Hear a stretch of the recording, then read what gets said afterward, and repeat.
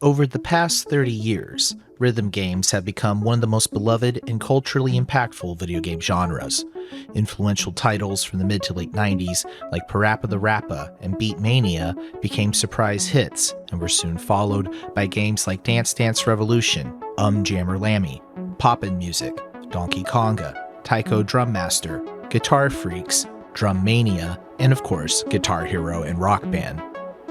With the massive success of these popular games, naturally one question arises. What was the first rhythm video game? According to the Wikipedia article on rhythm games, the earliest title listed is Aerobic Studio, released for the Japanese market in 1987.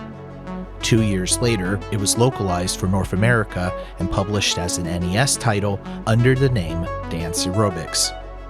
Instead of using the default NES controller to input rhythmic sequences, the game was designed to be used with the PowerPad Dance Mat accessory, which appears to have been the main source of inspiration for DDR's own Dance Mat controls. But what if I were to tell you that there was an even earlier rhythm game, developed in America 2 years before Dance Aerobics? And instead of focusing on fitness, this game has the player perform music in a rock band. Sound familiar?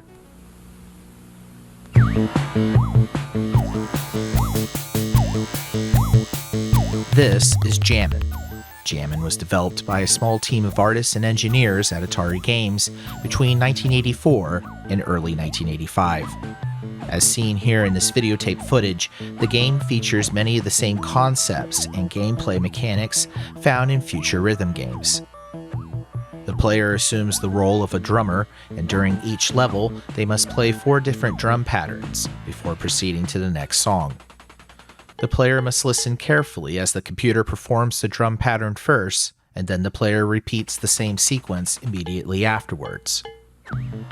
At the end of the recording session, the player's performance is then played back by the computer, and a score is tallied up, based on the accuracy of the notes played. If the player doesn't score enough points, then it's game over. But if the player completes enough levels, then they can participate in a bonus round, where they can either perform the drums freestyle or hold down the buttons and let the computer jam for them. If Jammin is one of the first music performance rhythm games ever made, then why is this game from such a big coin-op company not more widely known? Well, this is because Jammin was an unreleased prototype. The only time it was seen publicly was 40 years ago, when a cabinet was used for field testing at an arcade not far from the Atari headquarters. There were never any magazine articles or promotional flyers featuring the game, and this rare VHS footage is the only photographic evidence of Jammin that's known to exist. My name is Cinemax. I'm a hacker, a musician, and a video game historian. Just a couple of weeks ago, Jammin was considered a long-lost game with no signs of it ever showing up. And then suddenly, without warning, an incredible series of events transpired that allowed several people, including myself, to recover files from 40-year-old backup tapes and build the game from reconstructed source code that just barely managed to survive intact.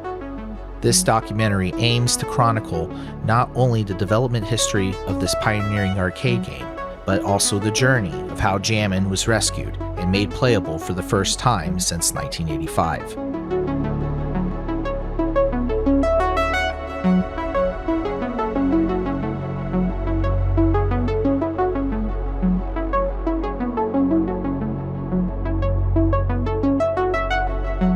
While there's evidence that Jammin is not the first coin-op rhythm game, the prototype is still noteworthy for several reasons. As far as we know, this is the earliest video game where the gameplay involves the player performing alongside with the in-game music. It also appears to be the first game where the controls were made to emulate a real musical instrument. Although earlier coin-op titles like Journey featured the eponymous rock band and digital recreations of their music, Jammin wasn't about any artist or band in particular. It was about you, the player, getting to be a rock star and playing in front of a large virtual audience. This is, of course, the main idea behind the hugely successful Guitar Hero and Rock Band games that would arrive 20 years later. Another pioneering feature is the music itself. This game, along with Marble Madness and Paperboy, are the earliest video games to use FM synthesis for audio. This is because Atari was the first company to license the synthesizer technology from Yamaha for use in video games. Marble Madness is now remembered as the very first game released using FM sound, setting a new standard in audio that would last into the next decade. Meanwhile, Jammin was shelved and completely forgotten about until the start of the new millennium. The earliest mention of Jammin I could find online is from 2001, where a Claw of 4 member recalled playing the game while it was being field tested at Golfland USA Arcade in Sunnyvale, California. This arcade is still around today, and we can confirm that Atari did use this particular location for testing out prototypes and receiving important market research feedback from players. Then, in 2009, a never-before-seen promotional video was uploaded to the now-defunct website, AtariGames.com, revealing what the game actually looked like and how it played. Despite the quality of the video footage, it was easy to see that this was a rhythm game, especially with how the control panel was used. Unlike more recent rhythm games with controllers made to closely resemble their musical counterparts, the control panel for Jammin tries to simulate a drum kit through much more basic means. The overlay artwork depicts a top-down view of 5 different types of percussive instruments: a bass drum, a snare, a high tom, mid tom, and floor tom. There are 9 push buttons in total. A large one is dedicated to the bass drum, and 2 regular-size push buttons are placed side by side on top of each of the remaining drum heads. This is done so that the player can execute trills and other drumming techniques that would require 2 hands. Jammin had finally been revealed to the public, but it had taken 24 years to do so. Gaming historians immediately recognized the importance of this pioneering game, and before long, Jammin quickly turned into a holy grail for collectors and preservationists alike. In the 2010s, more code and digital ephemera from Atari was leaked online. A lot of these files were copied from backup tapes made from the VAX minicomputers at Atari's offices. This resulted in the preservation of source code to classics like Tempest and Missile Command, and facilitated the recovery of long-lost games and employee emails. Through these leaks, several prototypes received emulation support in MAME, albeit with varying degrees of success. For example, a 1984 prototype demo exists for The Last Starfighter and was made playable back in 2010, but unfortunately the data is incomplete as some important graphics are still missing. As you'll see shortly, Jammin very nearly suffered a similar fate. Some people have reported that during this time period in Atari's history, backups were not made routinely and were only done if someone requested it. Because of this, there was a strong possibility that Jammin may have never been backed up at all, and as the years went by, the odds of anyone being able to experience this game once more were getting very slim. That all changed on December 2nd, 2025, when files were uploaded online that appeared to be graphics data for Jammin. The person who uploaded the files, Dutchman 2000, was already known in the Atari collector community for having in his possession some backup tapes. In fact, he's the same person who helped preserve the data for the Last Starfighter prototype. While I noticed there wasn't any program code included with the graphics, I was still grateful to Dutchman that he was willing to share anything at all. I had initially assumed that these files were all that remained of the rhythm game. Then, to my surprise, Dutchman uploaded another zip archive containing more files related to Jammin, and as I looked through the contents, I started to get excited because I realized I was looking at source code. These large listing files that were recovered basically list out every line of code that an assembler processes. On the left-hand side, you get the final binary machine code that's used for the ROM, and on the right, you have a copy of the source code. In total, there were 9 modules, with each one getting their own listing. The original source files used to build Jammin did not survive. However, copies were preserved as the assembler was generating these listing files. Now, because this code was a copy, that meant it was unusable in its current form. I realized I could trim out the code from the listings and restore them back to their own separate source files that could then be used within an assembler. If I could locate the proper tools, then there was a chance that we could potentially rebuild a brand new ROM and get the game playable.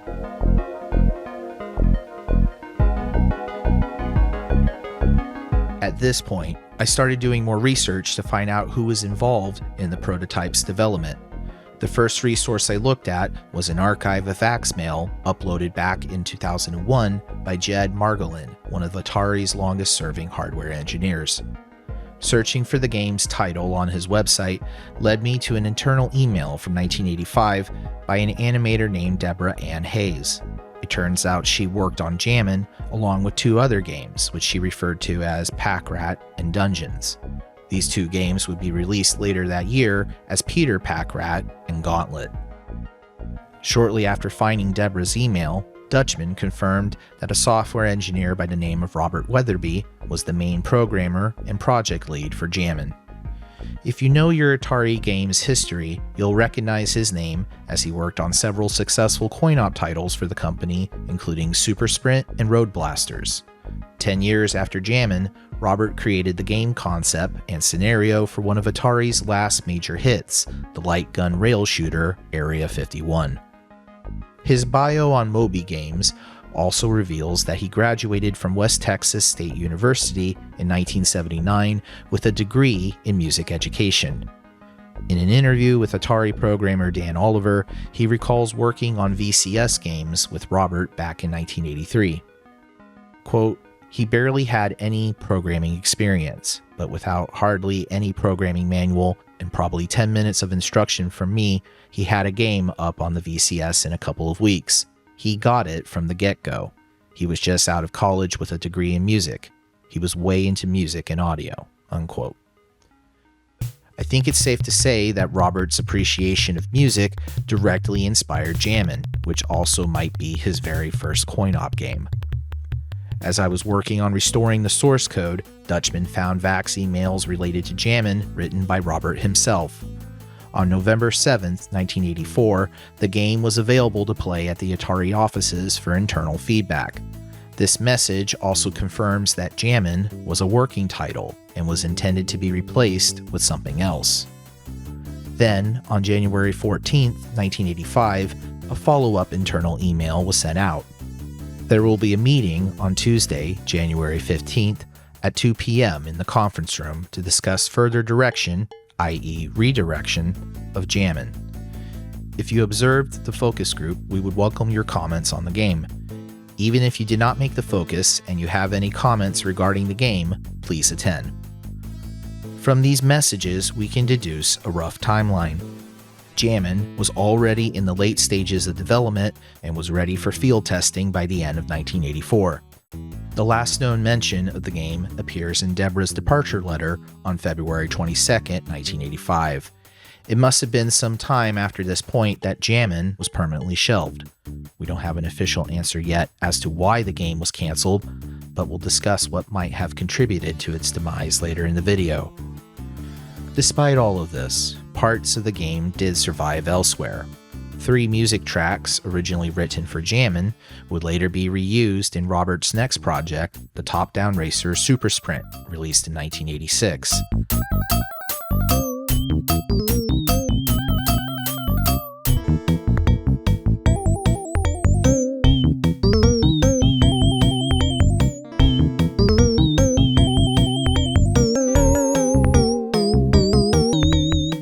Considering his musical background and how intrinsically tied the music is to the gameplay, I believe there's a strong chance that the songs in Jammin' were actually created by Robert. When the Jammin' music tracks were repurposed a year later, they were resequenced in stereo with additional instrumentation and a pre-recorded drum pattern.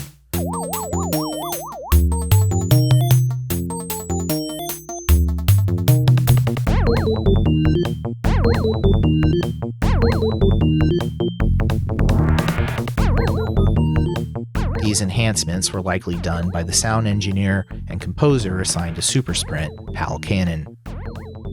Now that we have a better understanding of the development history behind Jammin', let's turn our focus back to the present day and discuss how the game was recovered.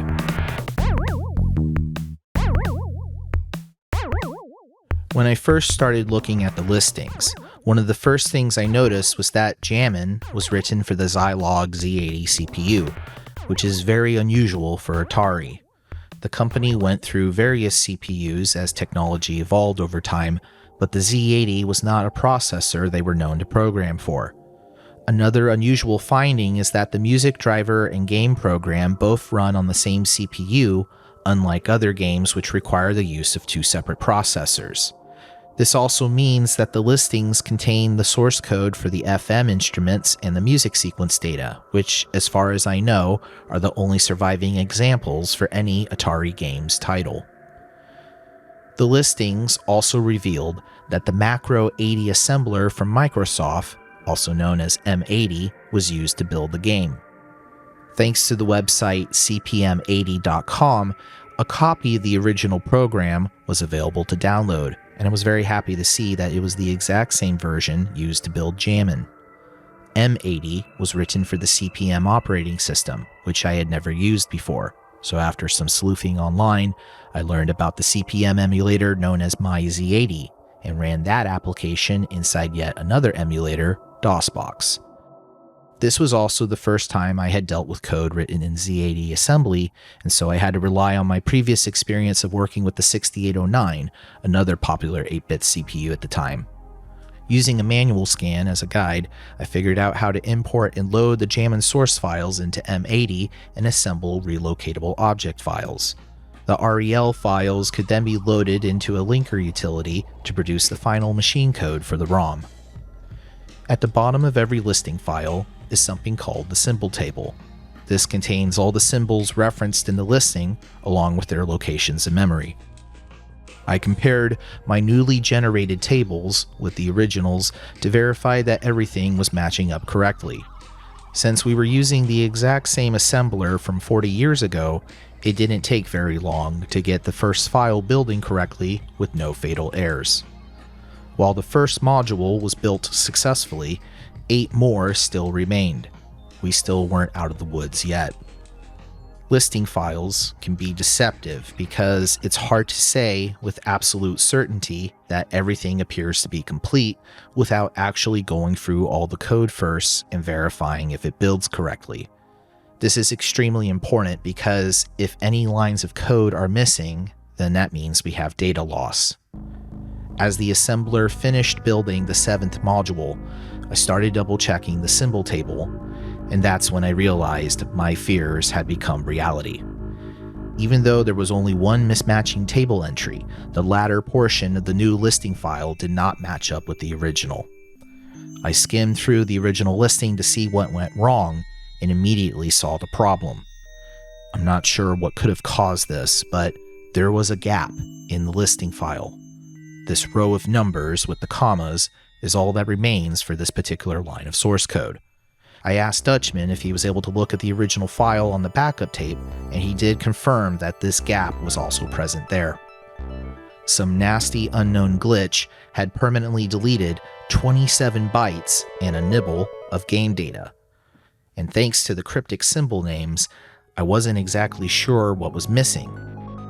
The good news was that no executable code got messed up, and the data surrounding the missing chunk appeared to have some repeating patterns to it. I was hoping that this could allow us to reconstruct it somehow, but I had no idea how to fix it immediately. I decided to postpone restoring this missing section for later, and inserted some placeholder bytes for padding so that everything after the missing chunk can match up correctly. Thankfully, I didn't run into any further issues with the remaining modules after this. With the 9 object files ready to go, we were only one step away from building the actual ROM. I tried using the Microsoft linker found on the CPM80 site, but much like many other Microsoft products, it was giving me issues. Fortunately, I discovered a modern linker called LD80 that worked perfectly fine with the newly generated object files. The first time I built the Jammin ROM, I noticed that there was data in the same area where the RAM was supposed to be. To fix this, I relocated the data segment of the game to a different area in memory so that there will be no address conflicts. Before I knew it, I had achieved the goal of building a brand new ROM file from the source code, but without any emulation support, I had no idea if this ROM actually worked or not. To get a definitive answer, I reached out to my friend, emulation expert and longtime main contributor, Hayes. A day later, on December 9th, he began work on a MAME driver and was able to run the game for the first time in a very preliminary state.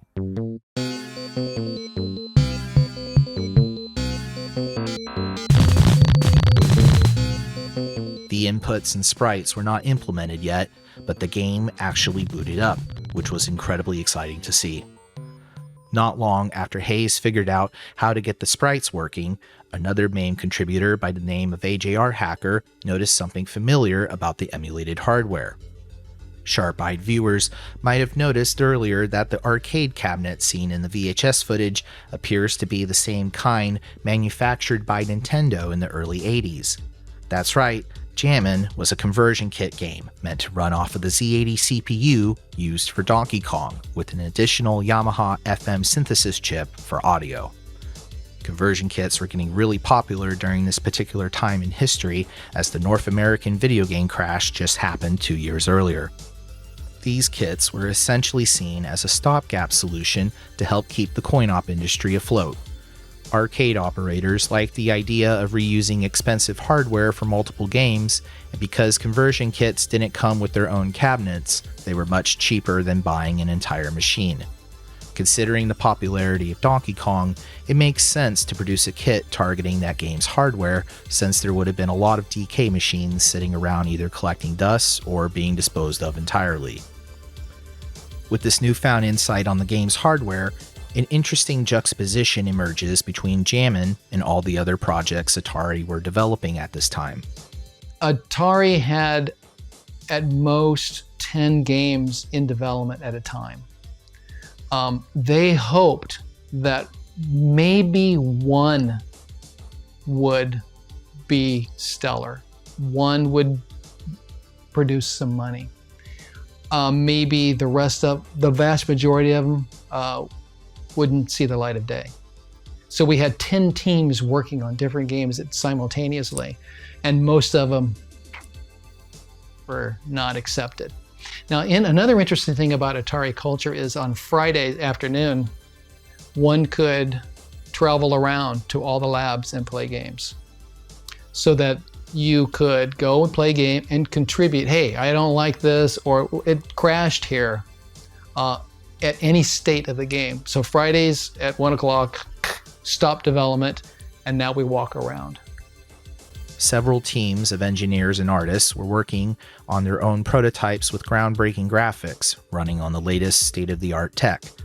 Meanwhile, the small team assigned to Jammin had to work around the limitations of reverse-engineered hardware made 4 years prior.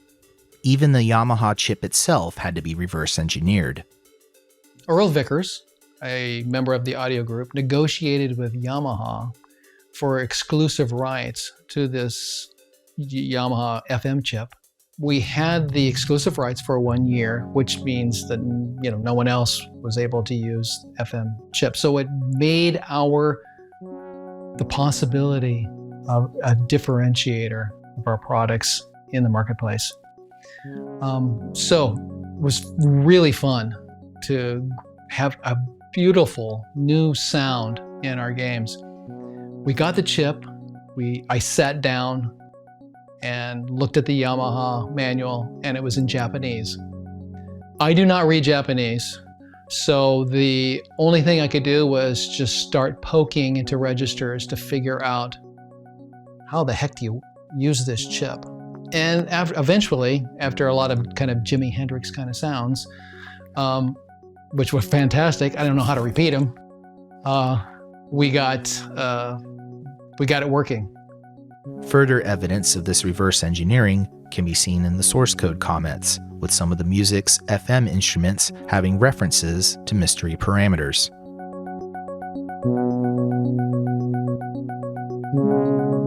Hayes continued with refining the emulation code into the next day, and in a surprisingly quick amount of time, the proper colors for the graphics were added.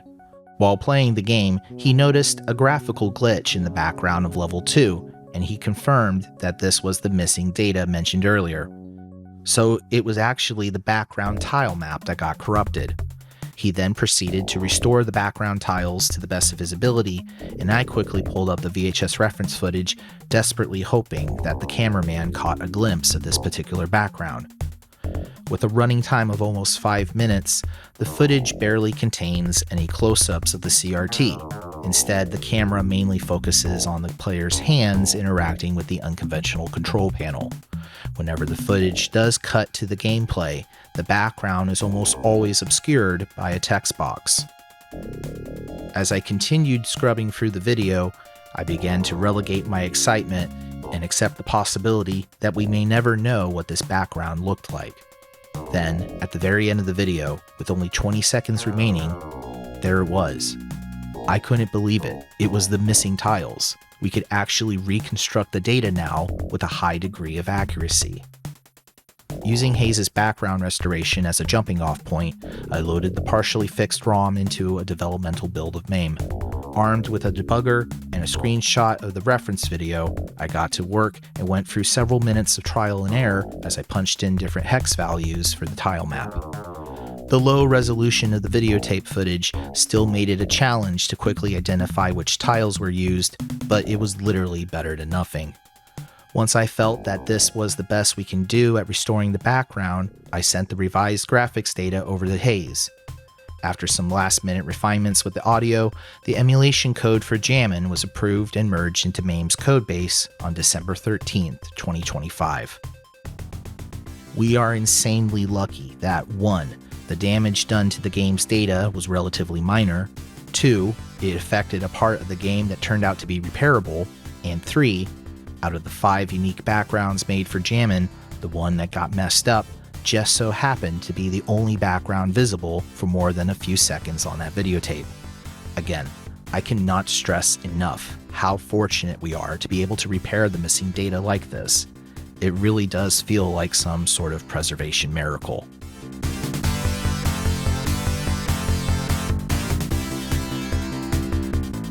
With the game finally preserved and emulated properly, we can now take a closer look at this prototype for ourselves and see what it has to offer in terms of gameplay, sound, and graphics.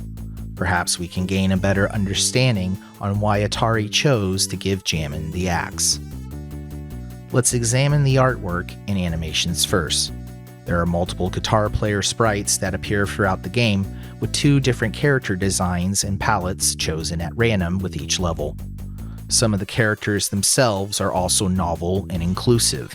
For example, one of the character color palettes is used to create the first video game depiction of a black guitar player, and this dude with the mohawk is also notable for being an early appearance of a pixelated punk rocker. All of the rock band members feature several different animations, like playing along with the music melodies and pulling off their own rockstar dance moves.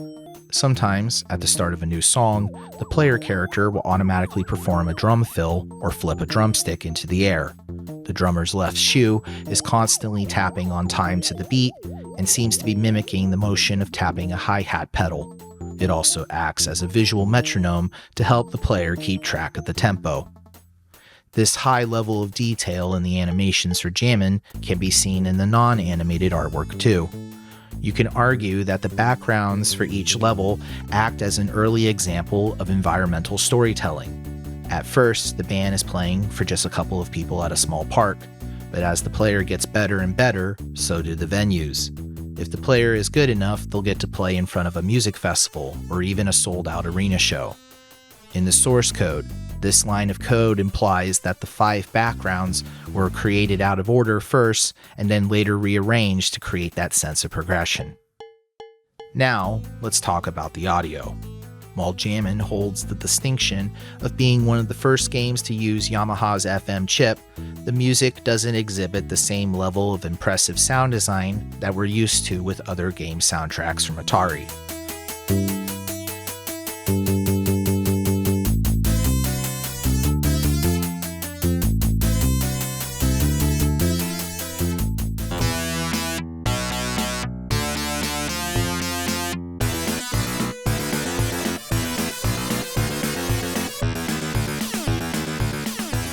but it's easy to forgive this when you consider the amount of effort required to produce this audio. We already talked about how the Yamaha chip had to be reverse engineered, but there was also the fact that the music data for Jammin was written in Z80 assembly without the use of any MIDI or music description languages. The limited number of channels on the FM chip should also be taken into consideration here, since half of them had to be used exclusively for the percussive instruments at all times, therefore reducing the amount of melodic instruments available for the backing music. There are 10 unique songs in Jammin, and all of them share the same tempo of around 152 BPM. They are split across 2 different styles, and the player can choose which one to play at the start of the game. In the source code comments, the song genres are labeled as heavy metal and punk. Only 4 of the heavy metal songs can be heard in the VHS footage, which means 6 out of the 10 tracks are brand new. On a side note, I have to wonder if these never-before-heard punk songs could be some of the earliest punk-inspired music written using FM synthesis.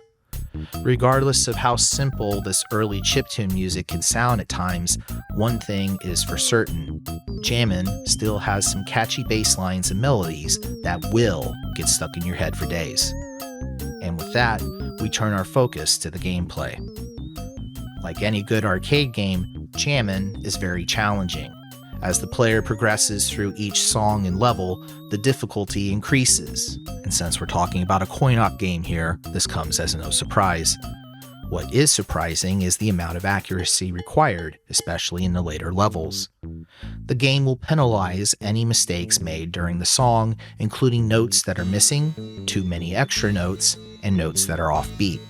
Of course, too many mistakes will prevent the player from collecting enough points to continue. After the first jam session, the drum patterns start to include trills and very fast notes, plus the accuracy required to play these riffs increases after level 6. As mentioned previously, the game tallies up the player's score at the end of the song and plays back your performance so you can listen and see how you did.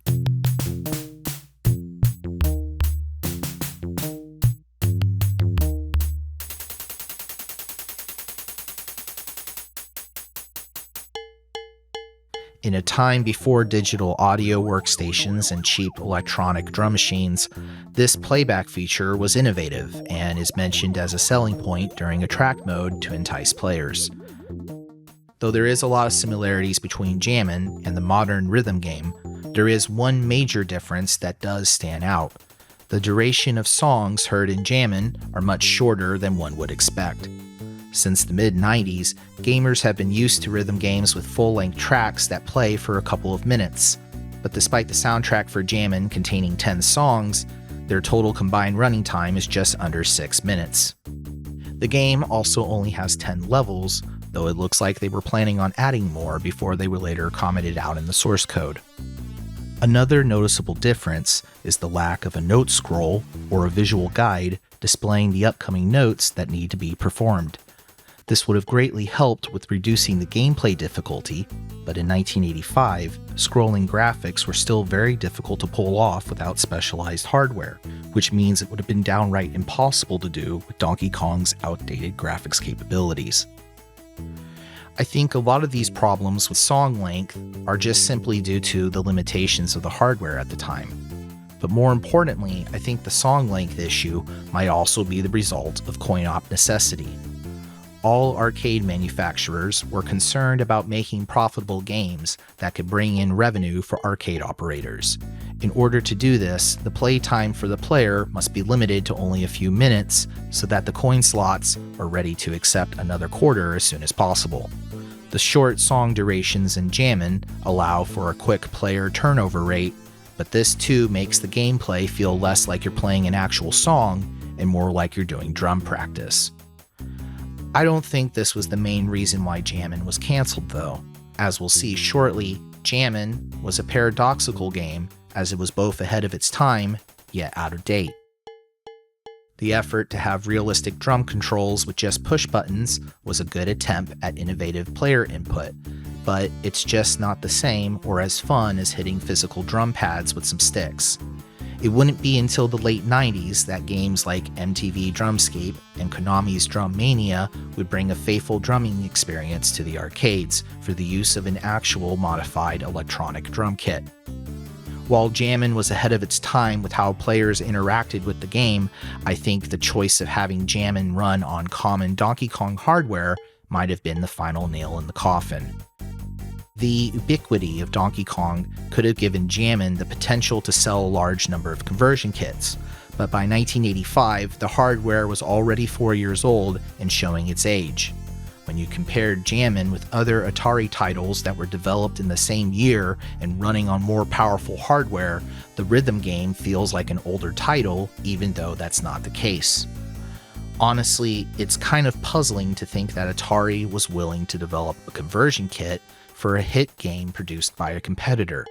This was something that bigger coin-op companies usually didn't do, especially when they had their own factories and assembly lines to worry about. But while Jammin was being developed, the hardware engineers at Atari were busy working on creating a new type of arcade machine, one that would eliminate the need for traditional conversion kits altogether. This new modular arcade cabinet gave operators the ability to easily swap out older games with newer ones, including components like the control panel, the marquee, and the so-called cartridge board, which contained the game software.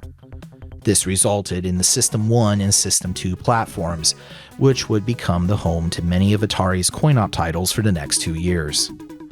The ironic thing is that the choice of targeting the less complicated hardware of Donkey Kong instead of using the System 1 or 2 platforms likely contributed to the demise of Jammin, but it ultimately helped with making it easier to emulate the game too.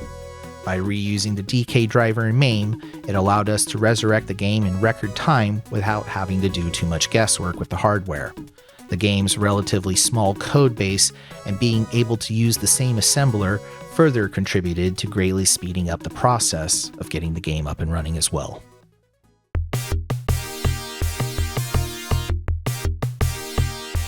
Version 0.284 of MAME will mark the inclusion of support for Jammin and the end of a 40-year saga for this piece of software that has survived against incredible odds.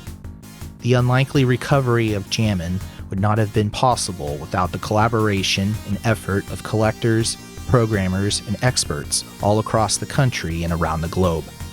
Other recent preservation projects have also shown that this kind of collaboration is critically important when it comes to dumping ROMs or restoring data and functionality to a lost title. Due to the threat of entropy and unprecedented amounts of misinformation, we are now approaching a point of no return when it comes to the research and preservation of materials from this period in gaming history. The time to act is now, before these interactive games become just pictures in a magazine or fuzzy footage on a VHS tape.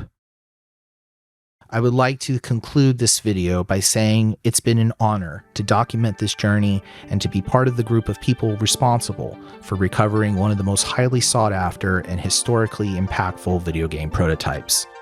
Our efforts have ensured that Jammin will never get lost again, and that it can be experienced indefinitely by a new generation of players.